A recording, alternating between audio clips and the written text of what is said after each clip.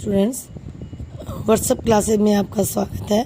Dear student, आज हम हमारी एसएस की क्लास शुरू करते हैं। एसएस की क्लास में हम हमारा 8th चैप्टर शुरू करते हैं, जो इस चैप्टर का नेम है समुद्र तटीय मैदान और द्वीप। भारत में बहुत लंबी समुद्र तटीय रेखा है। समुद्र तट भूमि का वह किनारा है जहाँ महासागर और भूमि मिलते हैं। समुद्र तटीय मैदानों की एक संकीर्ण पट्टी है। ये भारत के सभी समुद्र तटों पर स्थित है। ये दक्कन के पठार के चारों ओर स्थित है। ये देखिए बेटा, ये जो हमारे ब्राउन पार्ट दिख रहा है, ये सारा समुद्र तटीय मैदान है, ठीक है। और ये जो इधर वाला वाइट पार्ट है, ये सारा समुद्र है, ठीक है। तो समुद्र के किनारे जो मैदान है वो समुद्र तटीय मैदान कहलाता है।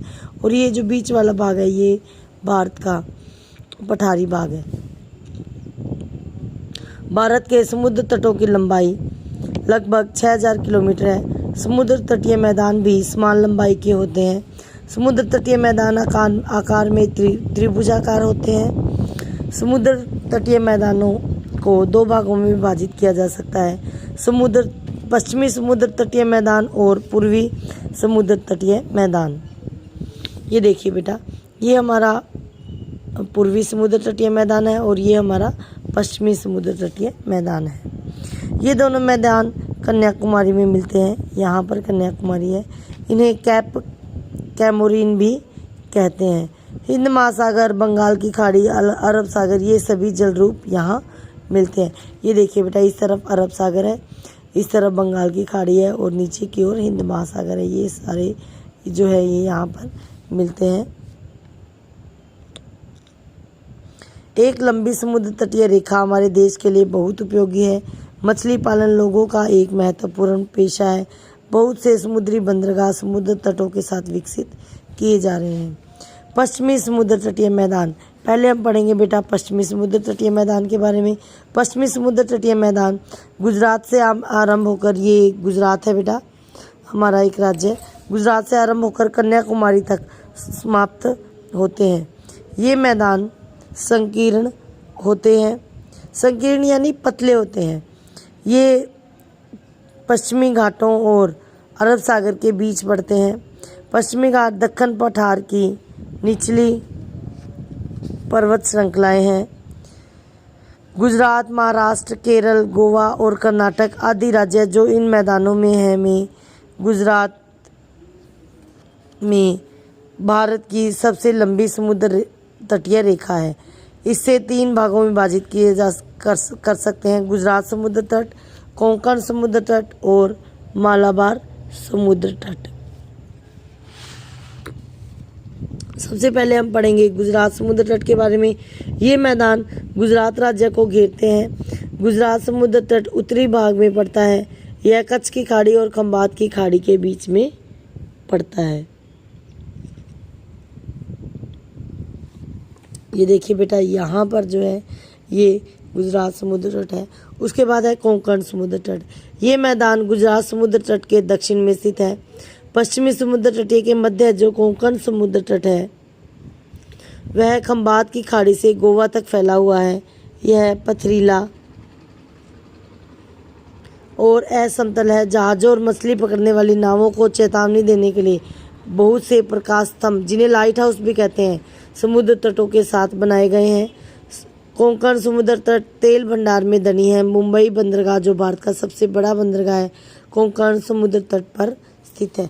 ये देखिए बेटा, यहाँ से शुरू होकर खंबात की खाड़ी से शुरू होकर पणजी, गोवा, यहाँ तक ये समुद्र तट है, इसे कोंकण समुद्र तट कहते हैं।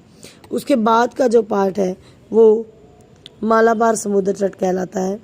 पश्चिमी समुद्र तटीय मैदानों का दक्षिणी भाग मालाबार समुद्र तट कहलाता है। यह गोवा और कन्याकुमारी के बीच पड़ता है। छोटी और गहरी नमकीन झीलें इस क्षेत्र का सौंदर्य है, इसलिए इसे वापस जाता पानी या लैगून कहते हैं। ये लैगून एक दूसरे के साथ नहरों द्वारा जुड़े रहते हैं। कोच्चि मालाबार समुद्र तट का महत्वपूर्ण बंदरगाह है। ये देखिए बेटा, यहाँ से लेकर यहाँ तक का जो पार्ट है ये मालाबार समुद्र तट कहलाता है। यहाँ का प्रमुख बंदरगाह है वो कोचीन है, ठीक है।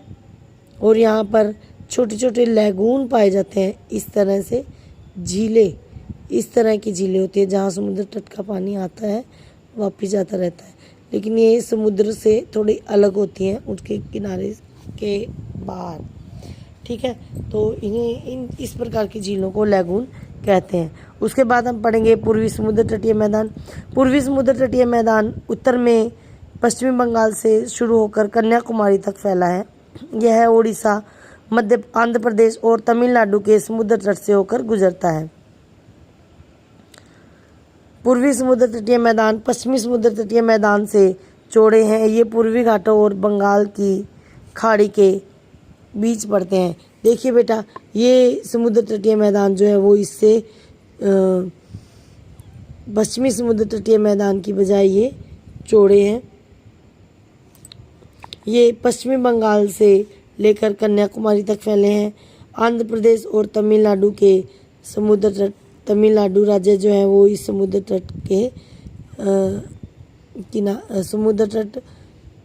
के पास है। पूर्वी समुद्र तटीय मैदान पश्चिमी समुद्र तटीय मैदान से चौड़े हैं। ये पूर्वी घाटों और बंगाल की खाड़ी के बीच पड़ते हैं। पूर्वी समुद्र तटीय मैदान के दो विभाजन हैं। पूर्वी समुद्र तटीय मैदान के उत्तरी भाग को उत्तरी सरकार कहते हैं। दक्षिणी भाग कोरोमंडल समुद्र तट कहलाता है। कावेरी, कृष्णा, गोदावरी, महानदी आदि कुछ महत्वपूर्ण नदियां जो इन मैदानों में बहती हैं, ये सभी नदियां मिलकर डेल्टा बनाती हैं। ये डेल्टा बहुत उपजाऊ हैं। यहाँ चावल की खेती बहुतायत होती है। इन्हें भारत का चावल का कटोरा कहा जाता है। कुछ महत्वपूर्ण बंदरगाह जैसे कोलकाता, चेन्नई, पारादीप आदि पूर्वी समुद्र तट पर ही हैं। ये देखिए बेटा, ये है हमारा पूर्वी समुद्र तट।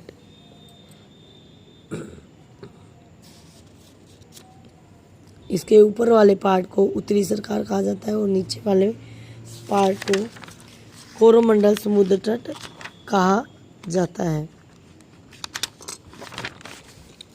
उसके बाद है द्वीप। द्वीप क्या होते हैं? द्वीप जिन्हें हम आइसलैंड भी कहते हैं। द्वीप भूमि का वो भाग होता है जो सभी ओर से पूरी तरह जल से घिरा हुआ होता है। भारत के दो द्वीप समूह निम्न हैं: अंडमान निकोबार द्वीप समूह और लक्षद्वीप समूह। लक्षद्वीप द्वीप समूह, अंडमान और निकोबार द्वीप समूह हम पहले करेंगे। इसमें लगभग 300 द्वीप हैं। ये द्वीप बंगाल की खाड़ी में स्थित हैं। अधिकांश द्वीप आकार में छोटे हैं। इन द्वीपों में घने जंगल हैं। इन द्वीपों में वर्ष भर बहुत भारी वर्षा होती है। यहाँ प्रत्येक वर्ष चक्रवात भी आते रहते हैं। इनमें से कुछ ही द्वीप बसे हुए हैं। पोर्ट ब्लेयर इसकी राजधानी है। ब्रिटिश काल में कैदी यहाँ सेल्यूलर जेल में भेजे जाते थे। इसे काला पानी कहते थे। इसका उत्तरी भाग ग्रेट अंडमान जबकि दक्षिणी भाग निकोबार कहलाता है। देखिए बेटा, इंडिया के मैप पर अगर हम देखें तो ये है बंगाल की खाड़ी और ये वाले जो आपको डॉट्स दिखाई दे रहे हैं ये अंडमान और निकोबार द्वीप समूह हैं। और ये वाले जो हैं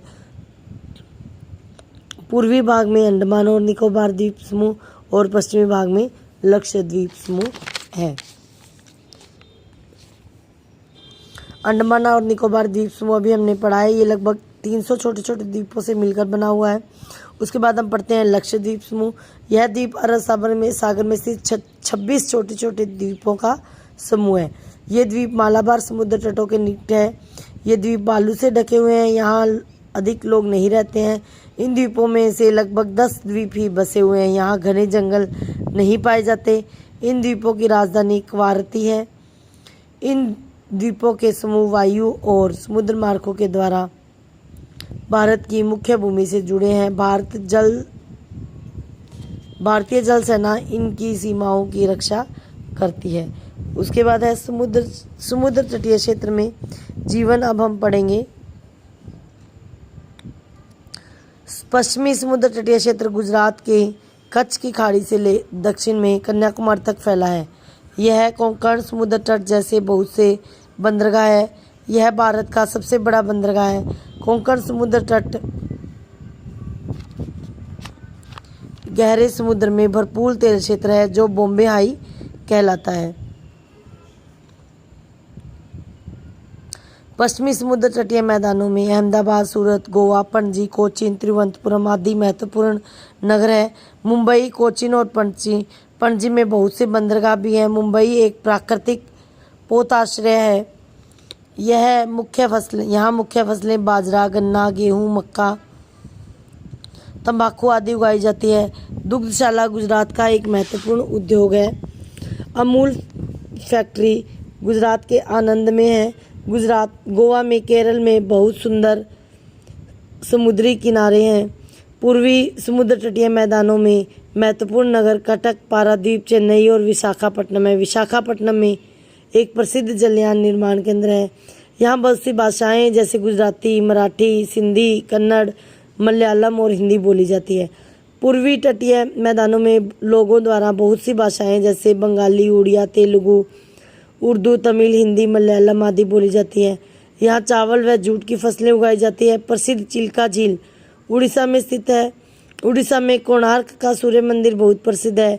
मछली व चावल लोगों का नियमित आहार है। ओणम, पोंगल और क्रिसमस महत्वपूर्ण पर्व है। तो डियर स्टूडेंट्स, ये जो समुद्र तटीय क्षेत्रों में जनजीवन है, नगर और बंदरगाह, इसमें हमने पढ़ा है कि कौन कौन से प्रमुख नगर हैं और वहाँ पर क्या क्या प्रमुख उद्योग धंधे जो है वो विकसित हैं। ठीक है, तो ये हमारा चैप्टर हुआ कंप्लीट। इसका बुक वर्क हम करेंगे, उसकी पिक मैं आपको सेंड कर दूंगी डियर स्टूडेंट्स। तो स्टे होम, स्टे सेफ।